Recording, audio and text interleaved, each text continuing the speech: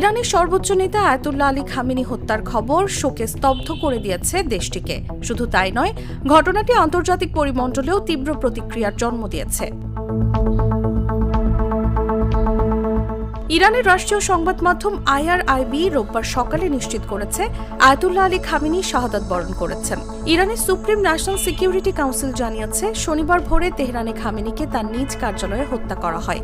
এ সময় তিনি তার দায়িত্ব পালনরত ছিলেন।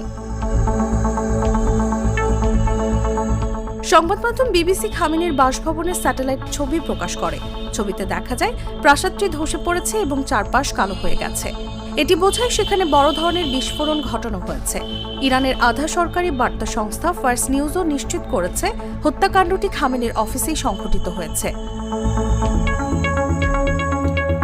খামেনি ইরানের সর্বোচ্চ ধর্মীয় নেতা এবং সামরিক বাহিনীর প্রধান ছিলেন। তার নেতৃত্বে ইরান 1979 সালের ইসলামী বিপ্লবের পর থেকে ধর্মীয় প্রজাতন্ত্র হিসেবে পরিচালিত হয়ে আসছে। বিপ্লবের মাধ্যমে রেজা শাহ পাহলভির রাজতন্ত্র উৎখাত হওয়ার পর দেশটি দুজন সুপ্রিম লিডার পেয়েছে, যাদের পদবি আয়াতুল্লাহ বা সিনিয়র ধর্মীয় নেতা।